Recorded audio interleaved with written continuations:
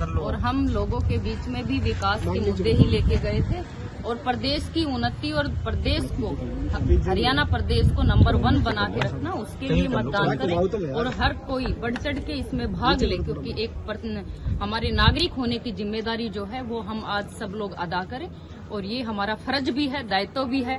और इस पर्व के अंदर हम खुशी मनाकर, जिस तरह से और त्योहार मनाते हैं, दिवाली आने वाली है, दशहरा भी आने वाला है, तो मैं कहूंगी कि ये भी एक बहुत बड़ा त्योहार है और इसमें मतदान कर इस त्योहार को मनाया। बबीता जी, विनेश फोगाट जुलाना से लड़ रही हैं। कल ही आपका एक बयान आया था कि उन्होंने आपके पिताजी यानी उनके ताया जी का नाम नहीं लिया, क्या कहना चाहिए? देखिए, मैं क्या, वो खुद ही उन्होंने जो डाला है उसके अंदर उन्होंने खुद लिखा है, मैंने कुछ नहीं कहा। मैंने जो चीजें आप सबके सामने है, मैंने वो चीजें बताया है। वो तो देखो अपना फर्ज है, ये अपना फर्ज है, लेकिन कोई उस फर्ज को अगर आपने देखा होगा कि गुरु का फर्ज तो वही है। आपने आज जो वोट डाला है, लोगों को क्या अपील करोगे आज?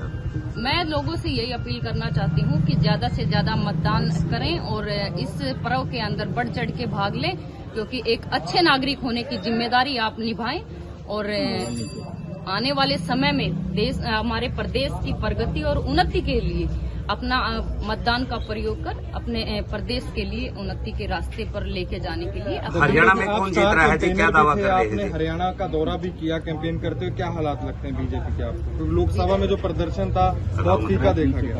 देखिए, लोकसभा के अंदर की अगर आप बात कर रहे हैं तो मैं मानती हूँ कि भारतीय जनता पार्टी जो लोकसभा में भी जो सीटें हारी थी वो भी अभी जीतने वाली है। तो आपको स्थिति स्पष्ट है। मैं इतना ही कहूंगी कि आने वाली 8 तारीख को आपको रिजल्ट दिखाई देंगे कि भारतीय जनता पार्टी की पूर्ण बहुमत की सरकार बनने जा रही है। चरखी दादरी में क्या रहने वाला है? चरखी दादरी भी उन्हीं में से है और मैंने कहा कि हम उन सीटों में से हैं जो जीतने वाले हैं, उन सीटों में नहीं केल ही था कहीं जिसकी जेल जबरदस्ती, मैं तो गाँव में भी नहीं मांगी किसी पर, कोई एक आदमी बता दो।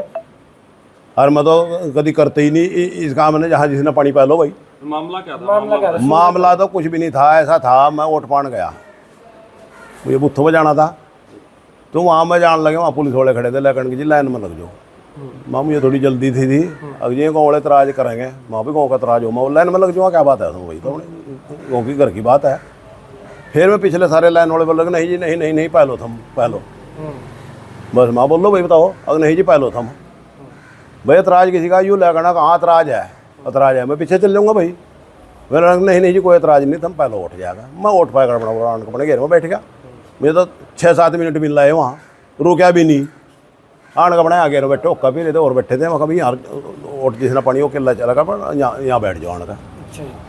मेरे पीछे वो था 4-5-7 ओटा पीछे, पाया का ओटर नहीं गया लिया उरी यहाँ और यहाँ सामने मारे घेर में, यहाँ आने का लग गया उल्टी सीधी। मैंने कहा बेटे ऐसा है गांव बस्ती में रहना, इलेक्शन आ जाएगा फिर भी नहीं रहना, ज़्यादा नहीं ओकरे करते यार, बैठ जा तो वहाँ कुर्सी पर बैठ जा, बस उखड़ ला। मैं नहीं बैठता कुर्सी पर, नहीं बैठता, फिर अपने घरों चले जा भाई। ये 2 एक जने और बैठे थे, जहाँ लगने जा तो अपने घरों चले जा, वो पीछे न लगे हटन, मतलब ये उसने भेज रहे थे, पीछे गिर गया वहाँ पीछे उसमें, ये होया मामला। और बता क्या इस फालतू क्या उसको नेम खेड़े पे चढ़वा ले, हम गए वहाँ को वो आया और दीपेंद्र हुड्डा स्टेज पर थे तो महिलाओं के साथ कुछ छेड़छाड़ लगी है, तो बीजेपी ने कहा कि अगर महिलाएं स्टेज पर सुरक्षित नहीं है तो हरियाणा में कैसे सुरक्षित रहेंगी? ये भारतीय जनता पार्टी झूठ बोलने की मशीन है, आरोप लगा रहे हैं। ये कानून इनके पास, पुलिस इनकी, सरकार इनकी, अगर इनको कुछ गलत काम लगता है तो कार्रवाई कर लेते हैं।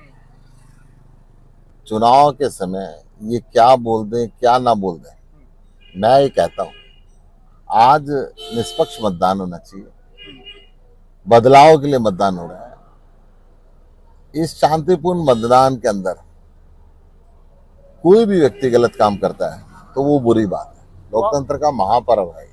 तो आप क्या मानते हैं, हरियाणा की 10 साल की सरकार रही है बीजेपी की, महिलाएं कितनी सुरक्षित रही? हर रोज रेप होता है, हर रोज छेड़छाड़ होती है, हर रोज डकैतियां होती हैं, हर रोज लूटपाट होती है। महिलाएं तो बिल्कुल भी सुरक्षित नहीं है, 6 बजे के बाद घर से बाहर निकलने से डरती है। बीजेपी अपनी गिरबान के अंदर झांक के देखिए, बहुत खुशी मुझे हो रही है कि लोकतंत्र का बहुत बड़ा महत्व है, और कहते हैं ना जिसका मुझे था इंतजार, वो घड़ी आ गई। और ये इंतजार पूरे हरियाणा को था कि आज कब चुनाव आए, कब सरकार बीजेपी की जाए, लोगों को भ्रष्टाचार से, महंगाई से, भ्रष्टाचार से मुक्ति मिले। आज वो दिन आ गया और लोगों के चेहरे बता रहे हैं कि बीजेपी जा रही है प्रदेश से, कांग्रेस आ रही है। क्या कुछ मानते हैं सर इस मुकाबले की बात करें? मुकाबला कोई है ही नहीं, आप लोगों के चेहरे बता रहे हैं। जिस तरह से मेरे बुजुर्गों का आशीर्वाद है, माताओं बहनों का आशीर्वाद है, ये एक तरफा चुनाव है। और यही नहीं, पूरे प्रदेश के अंदर हम रेवाड़ी जीत रहे हैं, कोसली जीत रहे हैं, बावल जीत रहे हैं, आसपास की जितनी भी सीटें हैं, कांग्रेस पार्टी भारी बहुमत का सरकार बनाने जा रही है। क्या कुछ अपील करेंगे मतदाताओं को? मैं तो अपील यही करूंगा कि आप लोग वोट करने जरूर आए। बाबा साहब ने हमें सबसे बड़ा कोई अधिकार दिया है तो वोट का अधिकार दिया। अपने मत का इस्तेमाल जरूर करिए और उसको वोट करिए जो आपके लिए काम कर सकता है, जो मेहनत कर सकता है। काम के ऊपर वोट दीजिएगा।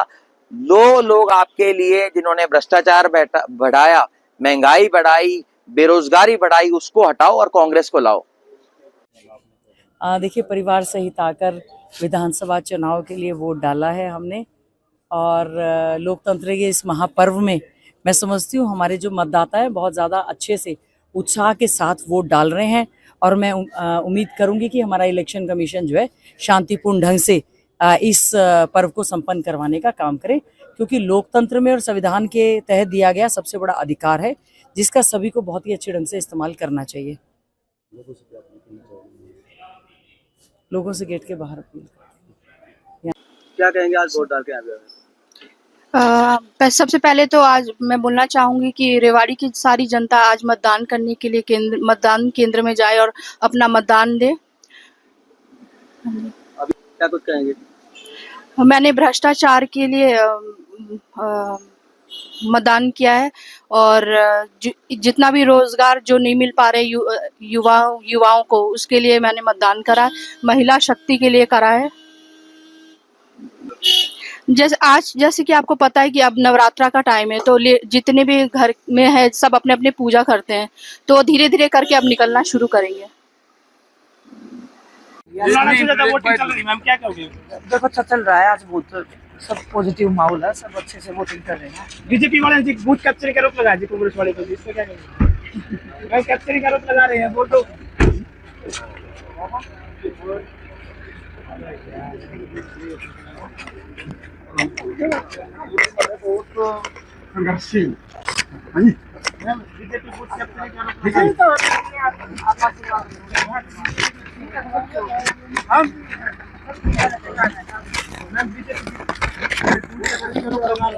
ईमानदारी से काम करने वाले मेहनत लोग हैं हम। इस चीज में ना कभी विश्वास करते।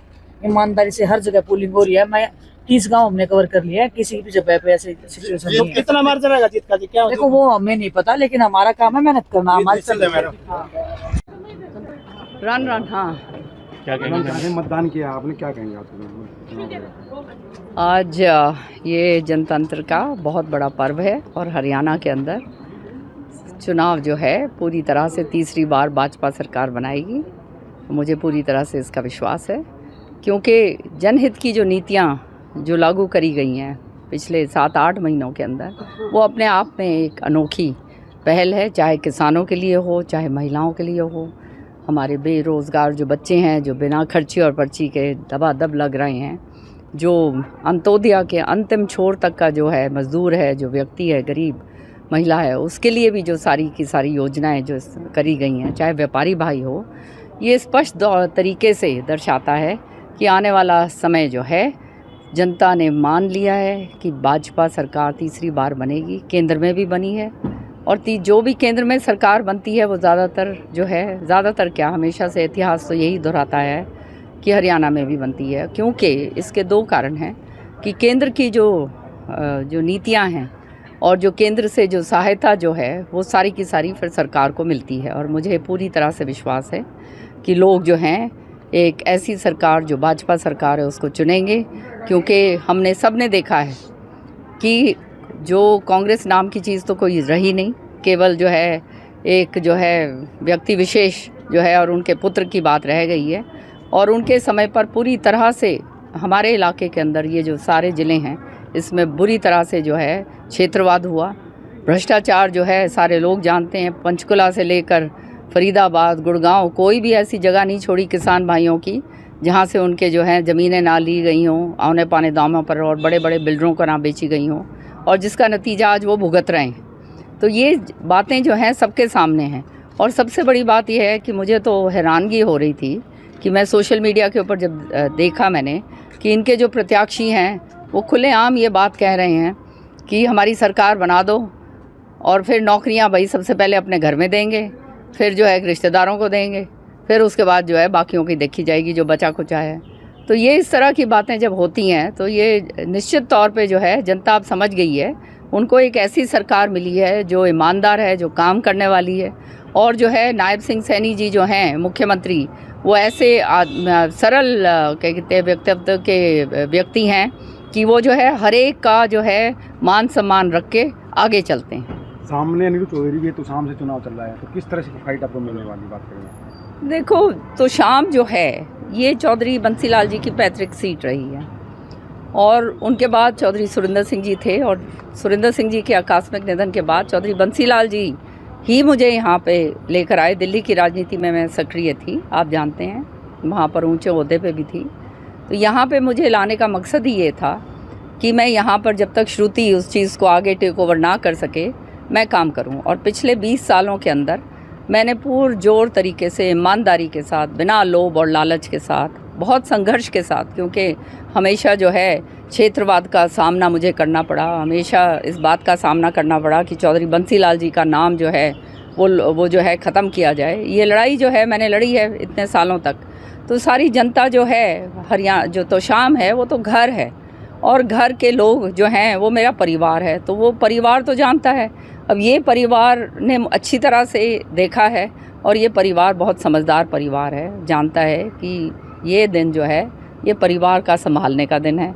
उसके बाद 5 साल जो है वो हम परिवार को संभालते हैं। जीत का दावा कर रहे हो, कितनी उम्मीद लगा रहे हो? निश्चित तौर पे लोगों ने मन बना लिया है। आपने देखा नहीं किस तरह से जो है आखिरी दिन जो है जो मध्य प्रदेश जी के जो हमारे आए थे सीएम साहब, वो भी देखकर हैरान रह गए कि जिस तरह की एनर्जी जो हमारे यूथ के अंदर थी, जो बच्चों के अंदर थी, जो कूद के उस दिन जो है हज़ारों की तादाद में, पता नहीं कितनी किलोमीटर, 40 किलोमीटर लंबी तो जो है हमारा कैलवकेट था गाड़ियों का, और कितने हज़ारों लोग जो हैं उसके अंदर पैदल आगे चल रहे थे। तो ये तो सबके सामने विजुअल्स आजकल तो 1 सेकंड में आ जाते हैं।